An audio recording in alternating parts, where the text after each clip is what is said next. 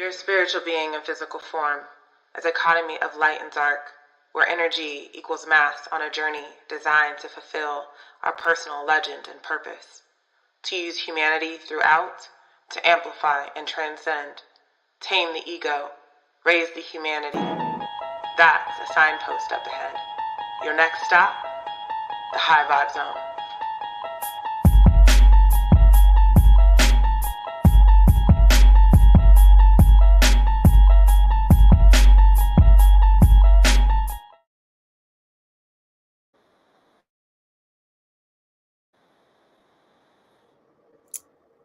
Hello, LinkedIn, to March. It's March, and this is, I think, the first High Vibe Zone I've done in March. So if this is your first time in the High Vibe Zone, welcome. You have not found us by accident. You are in the right place. And if you are returning into the High Vibe Zone, welcome back. I have a great show for you today. I'm super excited to talk about this with another neighbor. Okay, yes, you're like, do you just bring on neighbors? Maybe, but this is another neighbor literally right up the street. I'm going to have a great conversation. But I just want to thank everybody for watching live or the replay. Either way, you're going to get some good nuggets from this show. So without further ado, my next guest, I've lived here for almost 7 years. So we've known each other probably like 6-ish years. My youngest was maybe 5. I don't know. We've known each other for a little bit of time. Very impressed by this human. She is an entrepreneur at heart. In fact, we'll probably talk a little bit about this, but the way that she is such an entrepreneur is like sometimes, her kids are always involved too. And I just love that legacy of entrepreneurship. And she's just a really cool person. And I really like what she's up to, what she's doing. And I cannot wait to share her with you. You probably already know her on LinkedIn, but I'm going to introduce you to my neighbor, my friend, and an amazing influencer on LinkedIn, Nina. All right. Welcome, Nina. Hi, thank you so much, Therese. That was a great introduction. And yeah, this is cool that we are neighbors and we are doing the show together. So thank you. And I believe it's been 4 or 5. Yeah, maybe I've been in the neighborhood for 5.5 years. So maybe 5 years since we met. And I know we did some events together. And now we're doing an event virtually. So I think it's very cool. And so excited to be here.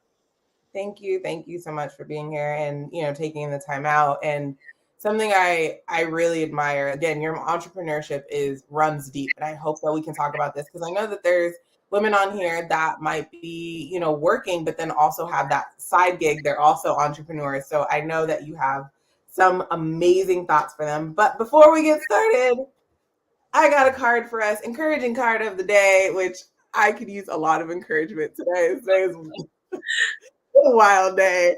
So I'm going to pull a card and I'm going to ask you to just share your thoughts. Usually the card coincides with whatever we're talking about somehow. It just works that way. So, all right, what do I? Of course. All right, it says, do what your heart leads you to do. Wow, that's amazing. I was so worried, something very woo-woo. So this is like yeah. So do what your heart leads you to do. What does that do? Yeah, that's what I teach the women in my network to do, is because for the longest time I was stuck in a job and in a profession I didn't love, and even though my heart was telling me, my heart wasn't in it, right? So that, I think that's what this says. When your heart is not in something, whether it's professional or in your personal life, I think you have to listen to your heart and not your mind, because I think if you have a strong mindset, you can overcome what your heart's telling you to do. But I think you have to pay attention, because you have to do things that light you up, that don't make your heart beat faster. Because when you're doing stuff that doesn't work for you, your heart beats faster, which leads to stress and anxiety and panic attacks. So I think, whereas when you do something that brings you joy, brings other people joy because you find it joyful, your heart expands with love and happiness. And that's what today's conversation will be around doing what you love to do and how to share it with the world. So that was an amazing card and choice of card. It never fails every single time. And I love exactly what you said. You're 100% right, which really is leads me to kind of my first question for you before we dive in is tell me a little bit, tell everyone that's watching, listening, a little bit about your origin story. What you are where you are now, but what is the origin of that for you? It's beautiful. So and this is again something I tell my clients and women in my network. I think there's an echo. Sorry. Is when they try to figure out what what do you love doing, what really lights you up, what brings you joy. Sometimes you have to go back to your childhood, or you have to ask people that know you to tell you what they think you talk about and what you're about. In my case, as a young child, as a teenager, young adult, my girlfriends would always come to me with their tales of woe or their breakups with their boyfriends, and my mom would say, I think you need to be a psychologist, a psychiatrist, or therapist, because you're always giving people advice, you're listening and you're telling them so that. But I did look at being a psychiatrist for a while, but then my dad wanted me to be a doctor, engineer, like most Indian families in those days. My dad was an engineer, and those were the two, like, secure, safe jobs. I didn't like either profession, so I kind of compromised and took science. I did my master's in science, but I was never happy. I mean, I had great jobs, great perks, but as I said, it didn't light me up. I didn't wake up in the morning excited to do the work that was set out for me that day. And it took me, I came to the US, I came here to study film. I did film for a while, which is great because I could express myself creatively, but I didn't like all the loading of cameras and all the editing. Anything that was too techy is not for me. So I finally, started the Expat Woman, which was a network for professional immigrant women to find jobs, to connect with other professionals. Because when I moved to the US, I didn't have much of a network. And I noticed in the US, a lot of who you are is defined by what you do and who you know. Even finding a job is through referrals, right? And as an immigrant, you're already new to a country, and then you're also trying to find your way. And if you don't have a network, you can't. I'm so sorry. If you don't have a network, you're not really able to move forward. And that's why I started the Expat Woman, and I started hosting events. But I suffered from imposter syndrome. I felt I didn't deserve to be in the spotlight. I was spotlighting other immigrant professional women and allies. And it was only when the pandemic hit that I was forced to step into the spotlight, because I couldn't host my events in San Francisco anymore. And people wanted to do virtual events, and you can't hide behind the camera at a virtual event, right? You have to kick it off at least. So I started, first I started hosting events virtually, and then started speaking at my own events. And then I realized, wow, this is so empowering. And, again, my focus has always been on empowering women. I mean, I also work with clients who are not women, and I also work with businesses. But I made a documentary film some years ago before I started my business, which was focused on gender violence in India and North America among the Indian diaspora. So I realized I really enjoy empowering women, and more than hosting events where I empower women is when I teach my experiences, my expertise, and show them how to do it. And then I started using LinkedIn, and then people started asking me, how are you using LinkedIn to do all this stuff, and can you teach us how to use LinkedIn? And that's how I kind of pivoted into becoming a LinkedIn coach and consultant. So I didn't plan to be a LinkedIn coach and consultant. I didn't plan to even start the Expat Woman. How your origin story takes you on this journey, right? And I finally, so that gives me the most joy, is empowering, especially women professionals, to stand out, showcase their expertise and thought leadership, and get seen, get known, and get heard, and get the opportunities they want. I love your origin story. Thank you so much for that. What I find fascinating is you're right. It starts with our upbringing, like our origin story of what we should do, what we shouldn't do. And then we sift through that and come to a place where now you are empowering because you were empowered. And I love how you touched on imposter syndrome. I do a workshop on that, and I think it's really fascinating how it's usually tied to what we were told we were or what we should be, but we're no longer that, or we are doing something different. So how can we be in this space? And I love that you stepped into the spotlight. Like, that is huge. And now it sounds like you are lit up and you are lighting other people up with your expertise. And that's how you know you are doing exactly what you're supposed to go. Thank you so much for your origin story. I love the history of the expat woman. I didn't know that. I thought, I was just like, that's really cool. So let's dive into a little bit more of what you do for women specifically on LinkedIn. And is it just LinkedIn that you do it for? Are there any other platforms that you offer that cross function? Sure. So before LinkedIn, so when I, started feeling my power, right? I So, okay, let me go back a step. So I had the expat woman. I did these events in San Francisco every week. When I first started the expat women, my focus was really on an online resource to help immigrant professional women, learn how to navigate a new country. But then I realized I need to meet people. I need to figure out who's my audience. So I started doing events in San Francisco. And then, of course, everyone, you don't have to be an expat to be part of this network, because everyone has a friend who's an immigrant, or a partner, or someone's lived abroad or traveled abroad. We all know those experiences of being different or new to a country, right? So it kind of morphed into a really big group of women, I would say global women. uh, but then said, we want to belong to something, we want to be part of like an intimate group. So I started a membership. Initially I called it the Expat Woman Club, and it was a paid membership. But then I realized that the focus was not so much on being an expat, but really about how to be empowered, how to overcome imposter syndrome, how to step out of your comfort zone, build your personal brand.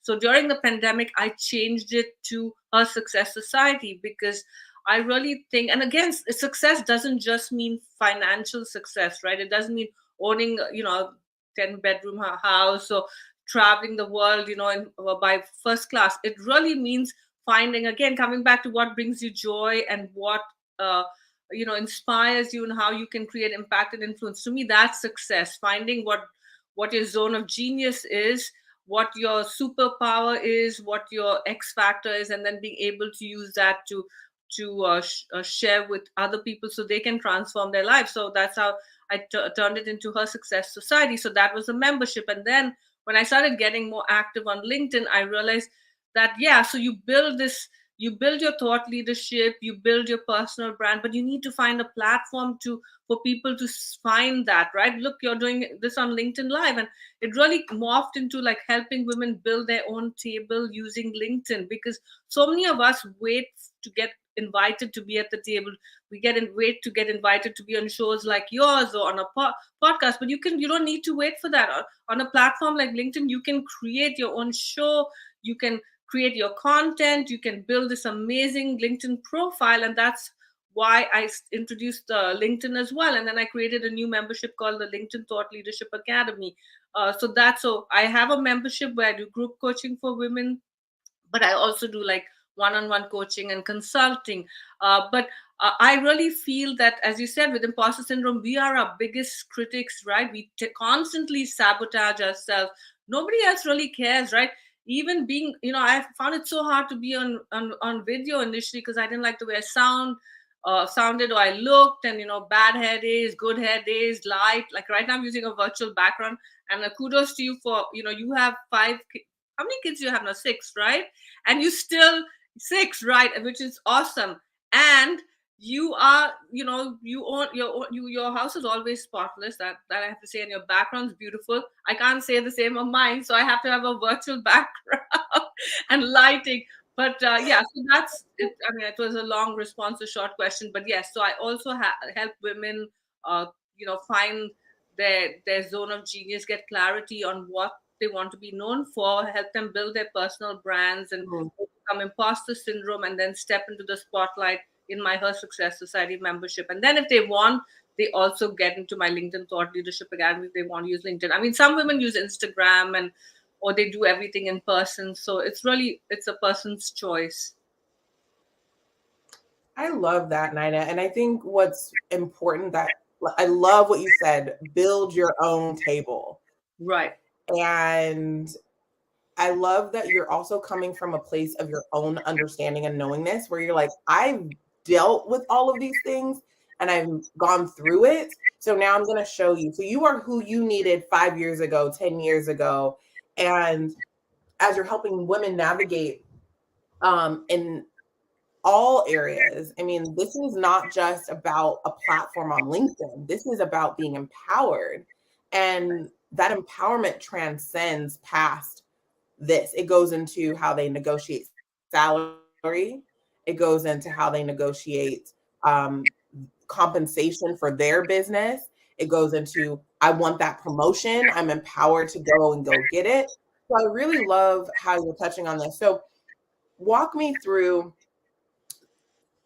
one of your, I mean, you do the coaching, you have this academy.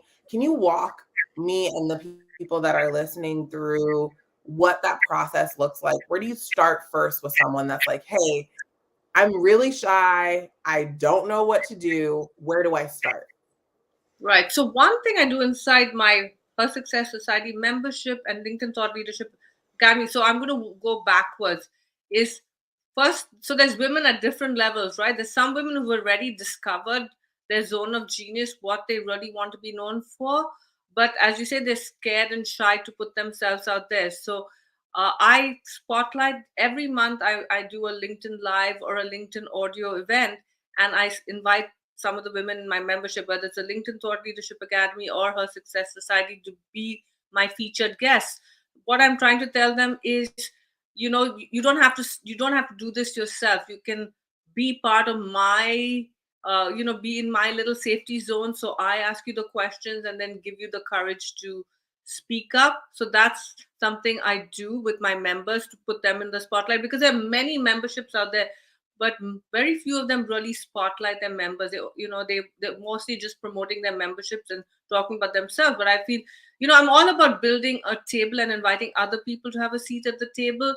So I'm inviting these women to have a seat at my table, like you have invited me to have a seat at your table today by inviting me to be a guest, right? Because we all have our own networks and followers, and so we are introducing people to our network. And but also, it's so important as women for us to spotlight other women, right? And showcase other women, because right now I just did a post today about the gender gap in tech.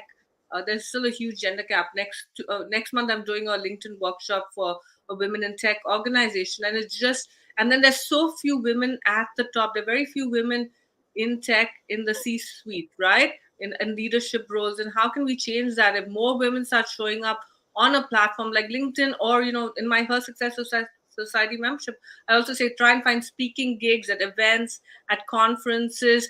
As you said, if you're working for a company, start speaking about wanting a promotion, wanting compensation, wanting a board position, right? So, but you can't do any of this if you don't know what lights you up, what your unique skills and experiences are, right? You have to find that unique skill or experience, and we all have it. We all have that zone of genius, which is really, it was coined by Gay Hendricks, and he said your zone of genius is doing work that doesn't feel like work, that comes naturally to you, that's exciting, that lifts you up. So when you do something in your zone of genius, then it's very easy to make a presentation about it, to speak publicly, to be on LinkedIn lives or podcasts, interviews, or host your own events, right? Or speak up at a meeting, because you know who you are. So I start with helping women get clarity on their zone of genius, and then developing the mindset, like workshops like you teach about overcoming imposter syndrome, stepping out of their comfort zone, and then creating content. So in the LinkedIn Thought Leadership Academy, or with my clients, I teach them how to create content that helps them stand out from the crowd. And it's not just text content. It can be creating events. It can be commenting on other people's content, right? Sometimes you don't have to keep creating your own content. You can start commenting on other people's posts on LinkedIn, but don't just say great post, say add your insights, add your thought leadership. You can elevate your presence by building a very powerful and strategic network of peers, of other people who are in your niche or area of expertise, who could be potential clients or collaborators. So it's really, building a personal brand. It's building that presence. It's building a community of cheerleaders and collaborators and partners, and then just building that mindset to put yourself out there and focus on adding value. Because I believe, even if by you not putting yourself out there, you're doing a disservice to yourself and to others. So you need to be out there to share your expertise. So that's what my coaching and membership is focused on. I love this. And I'm just going to sidebar for a second because I know you. I literally live right up the street from you. You aren't just doing this on LinkedIn. This is how you are. This is how you're built. And you do it with the little ones, you do it with the big ones. And I love that this is like the thread that just flows, because it's very hard to show up one place and be something and then have to change it and be something else. You aren't that person. You are consistent through your home space and how you're showing up in the workplace, which makes whatever and whoever's going to receive what you're doing so authentic, and that genuine component of empowerment. I absolutely love that. I love what you shared around the quote of doing something in your zone of genius. Oftentimes we'll try and do what makes the most money, what might be the easiest, what our parents or people have told us to do, which conflict with what we know within our heart. Right. Absolutely. Okay. So do the two programs, the LinkedIn, is it LinkedIn Learning Academy or? It's Her Success Society, and then it's LinkedIn Thought Leadership Academy. So Her Success Society, as I say, helps you build your personal brand, get clarity on your zone of genius, learn to overcome imposter syndrome, step out of your comfort zone, put yourself out there. And then the LinkedIn Thought Leadership Academy is really helping. So everyone's in the Her Success Society, but some members want to level up their presence on LinkedIn. So it's an add-on to Her Success Society. LinkedIn Thought Leadership Academy is an add-on. So for those women who want to strategically use LinkedIn to then showcase their personal brand and showcase their thought leadership, they join the academy. So it's kind of linked.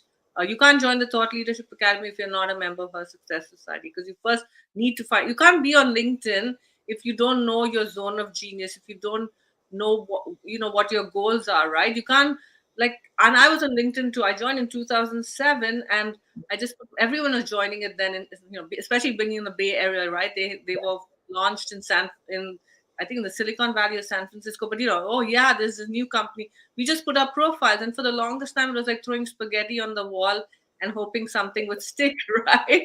But you have, because we all have such limited time, so you want to make the most of it. My goal is to work less and make more money, right? I mean, we need to make money. At the same time, money shouldn't be a dirty word. And I've seen, Therese, I want to give you a shout out.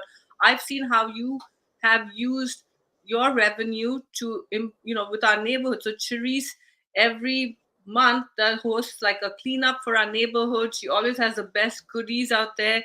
She has like food for people to eat. And that, so when you when you get revenue, you can also use it for, to create positivity and to bring communities together. And, so I just also tell my women, don't feel bad and embarrassed about saying you want to make money. You can do things that you wouldn't have a chance to do, and you can reach so many more people. So so that I think that's important too. When you find your zone of genius or what you're passionate about, it's also important to say, can I earn an income from it, right? Unless you're born with a silver spoon. I mean, you've got to be practical as well. Yeah. Thank you for sharing the differences between the two and how one flows into the other. I think that's going to be very helpful. And, Her Success Society, I think that's a great place for people to start, especially if they're really trying to, I mean, it's not just, what I love about this is not, yes, it's LinkedIn, right? I think you have to have that focus, but it expands way past LinkedIn. And I think for folks for women that are specifically looking for, again, that leverage of empowerment, this seems like a really great place to go. My next question is more to LinkedIn specific, and I'm sure you get this question or have encountered this.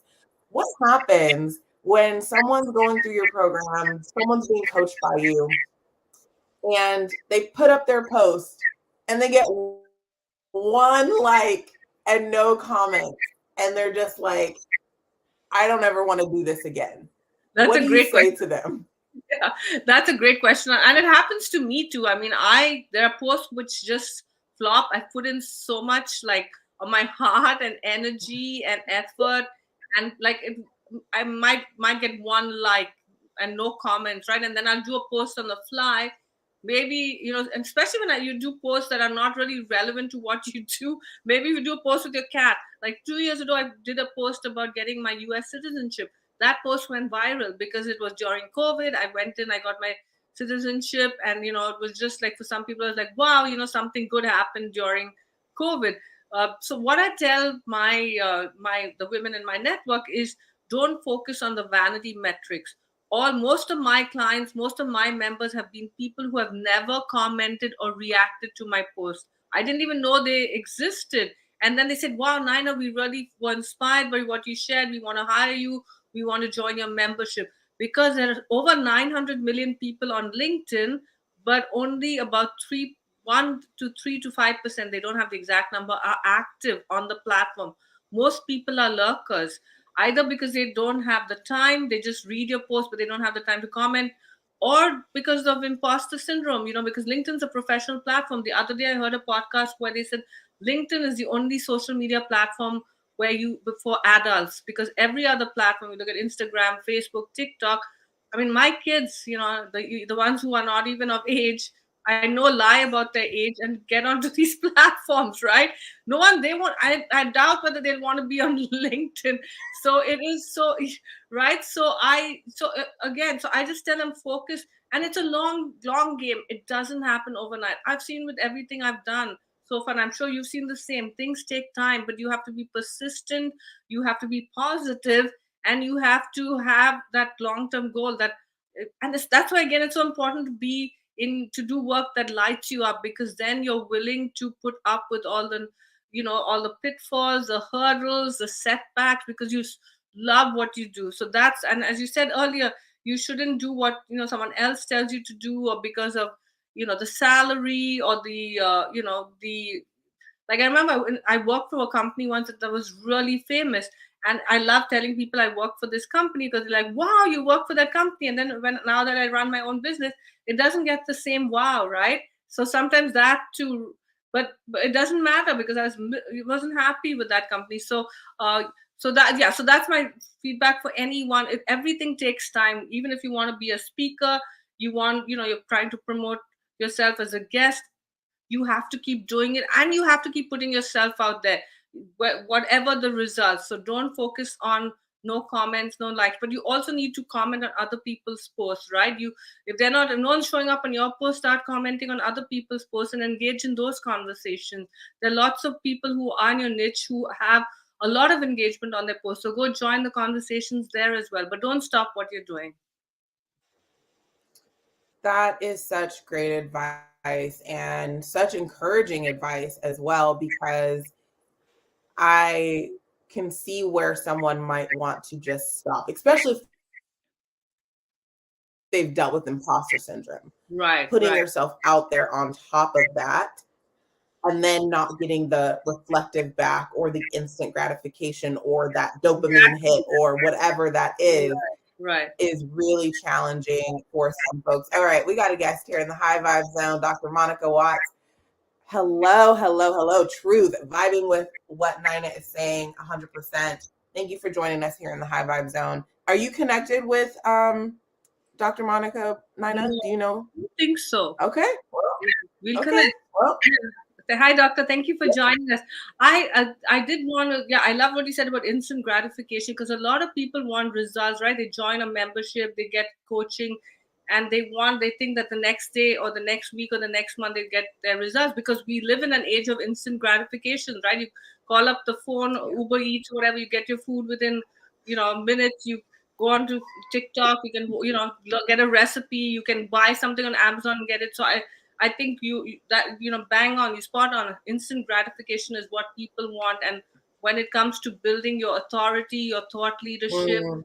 or building your know, like, and trust factor, it doesn't happen overnight. It can take a year, 2 years. I've seen some LinkedIn experts who said, when they first started, nobody knew them, and now they have, tons of followers. Every post gets so much engagement, but it took them years to build that. So people have to be in it for the long run and have to, focus on the value you add. If you add value, even if no one's commenting, you've done something just by putting yourself out there.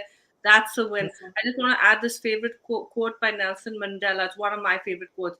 He says, I never lose. I either win or I learn.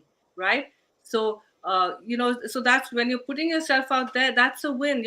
And if no one comments, or you say you do like a LinkedIn live, and maybe there's some glitches, something happens, you still learn, right, from that, and say, what can I do next time to make sure I don't make the same mistakes? So I always say, no one ever loses by putting themselves out there. There's always something to benefit from it. Man, this is so inspiring to just hear this other side of you, and then know like you literally live up the street, and to know that what you're adding to this world is so important. And I'm just inspired by listening to you, and I appreciate what you're doing, because to your point of, we really want more women in places of leadership, and we want more women that have access to 3D resources, so they can then go forth and impact communities, impact spaces that might not have that, and really start to utilize that empowerment to gift out to others. In most cultures, and especially when we think about tradition or a culture being carried on, the women are the matriarchs in that culture. We are the ones that are holding it all together.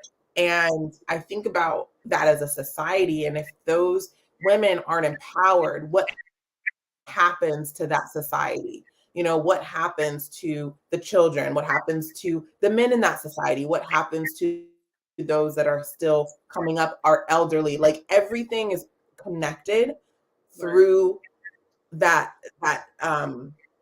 matriarch, and in a lot of cultures. And I think what you're doing, again, it just cross-functionally goes into every avenue and area of someone's life. And it's just, I'm here for it. I'm here, like you said. I love how you talked about highlighting other women and highlighting your, people in your program. I think that is key to bring in Nelson Mandela and Desmond Tutu. Ubuntu is that word. It's like, I am because we are, and like, taking someone because they shine only helps you shine. And there is that level of, we are in this together, and the better that you are, the better I can be. And there is no competition. There is enough. It's just about you stepping into you being enough. And I think that really amplifies this conversation. So not my last question, but my next question really is towards, how do people do people graduate from your program, and what does that look like? Great question. So right now it's not a program, it's a membership. I haven't Okay. I did do once I had a cohort when I first started virtually during the pandemic, because I couldn't do events in person. I started the Digital Event Academy. So that was like a program where I was teaching people how to hold virtual events. But right now it's just a membership. So every month I do like a online group coaching session on LinkedIn, like Ask Me Anything, because every month there's so many new features. I share tips. I do all these, I spotlight women. I do content clinics on how they can create new content. I do reviews and audits of their profiles. Uh, and then I talk about new features. So that's because LinkedIn is evolving, and the same thing with Her Success Society. It's about helping these women connect with each other, helping them find avenues to showcase their expertise. So these are not programs, they're more like memberships, like Yeah. subscriptions, and people Yep. can stay as long as they want. And I've had members.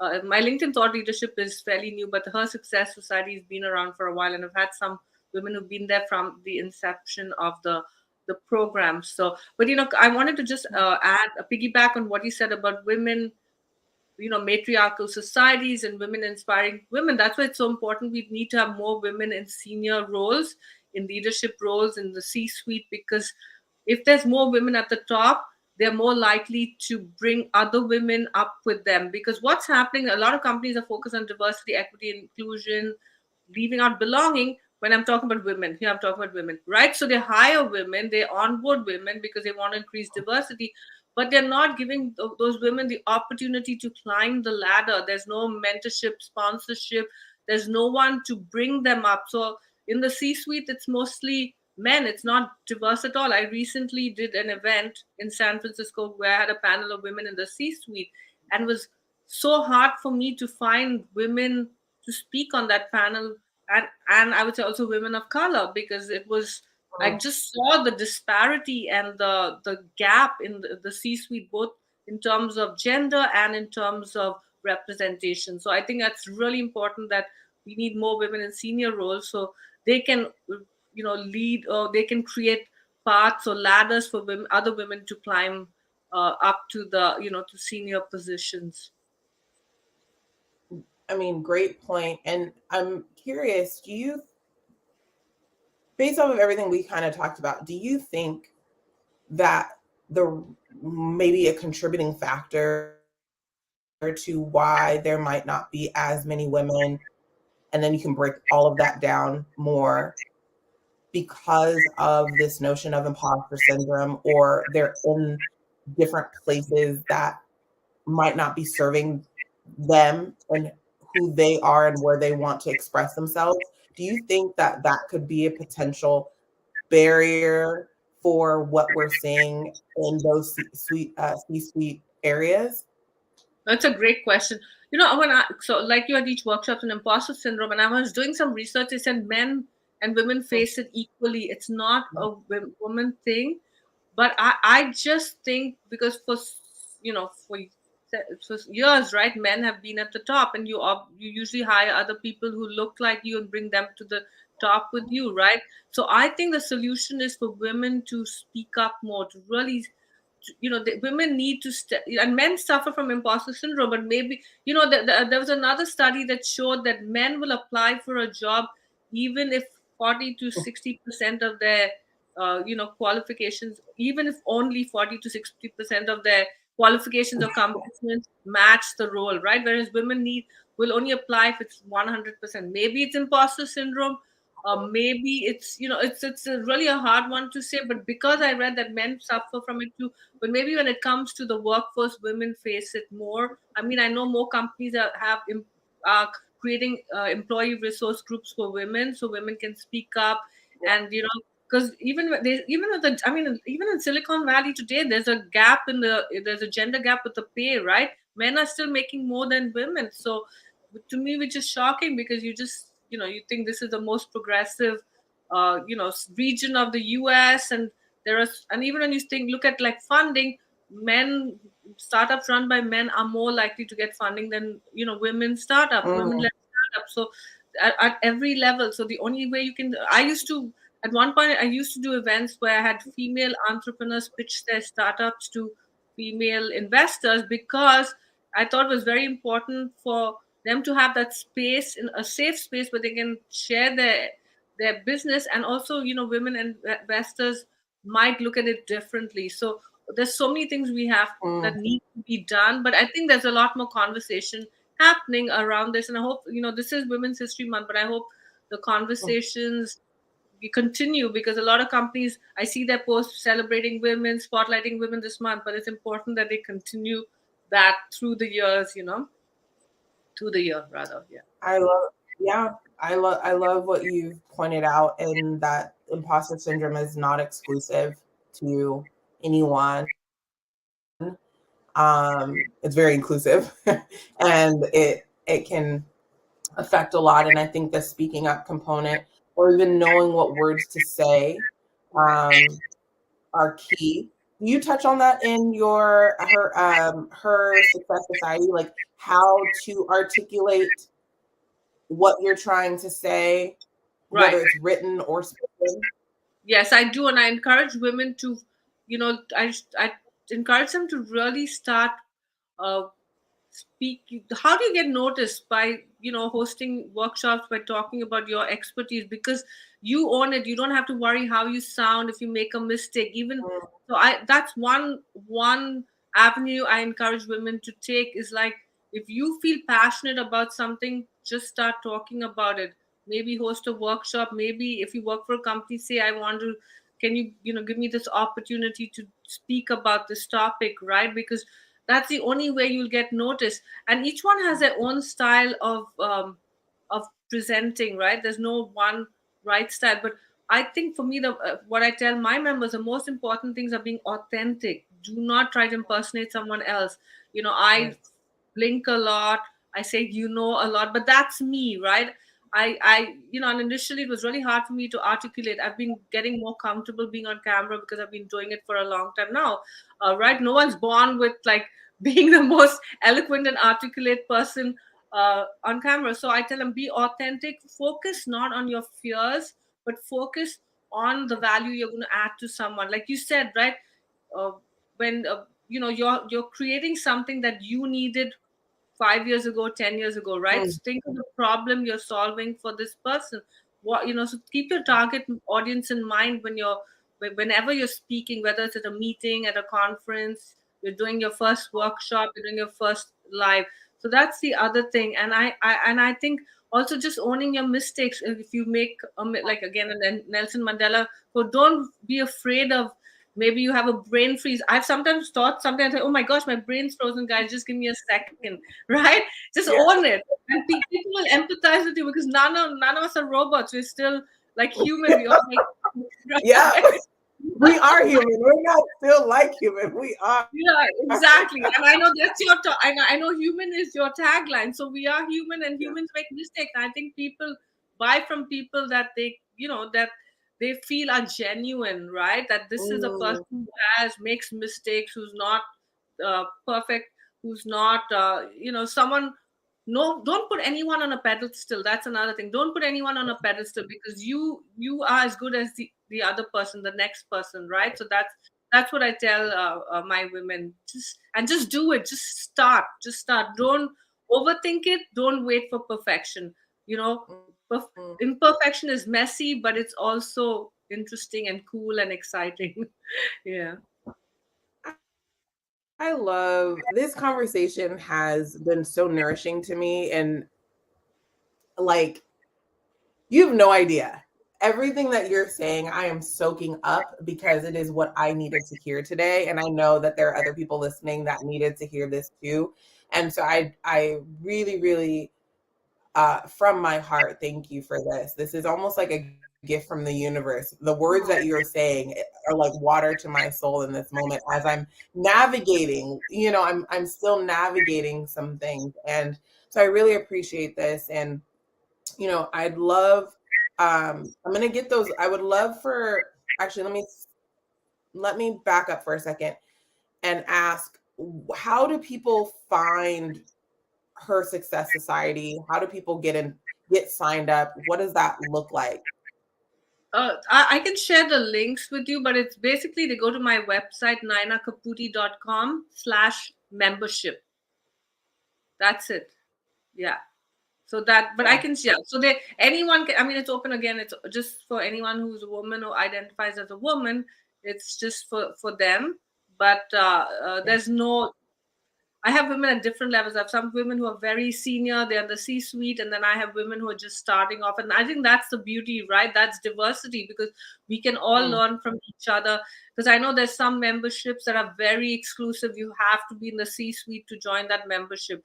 But I yeah. just believe that we can all, support each other no matter where we are in our career journeys. And again, I have women of all ages, all professional backgrounds, different ethnicities, and not just in the US. I also have women in other countries, which I think is also important. So it's just nainakapuri.com/memberships. But if you go to my website, you'll find everything there. So okay. All right. So we have come to this segment towards the end where I like to give you the final thoughts and the mic drop. So let me find I love emojis. I just do. So this is the final thoughts and mic drop segment. This is where you share whatever is on your heart for everyone that is listening live or that will watch the replay from this conversation, or just from a depth of where you want to be. What do you want to say to people? I'm going to give you the floor, and please take it away. All right. So thanks to Teresa. I'll share two things. One is, if you haven't found what lights you up, what brings you joy, start working on that today, because once you find that, I think it's going to make your life so much more fulfilled, right? And then the second thing is this: we had a great conversation today, and I always like to leave people with one applicable tip. So maybe I know Therese is streaming this on LinkedIn and YouTube.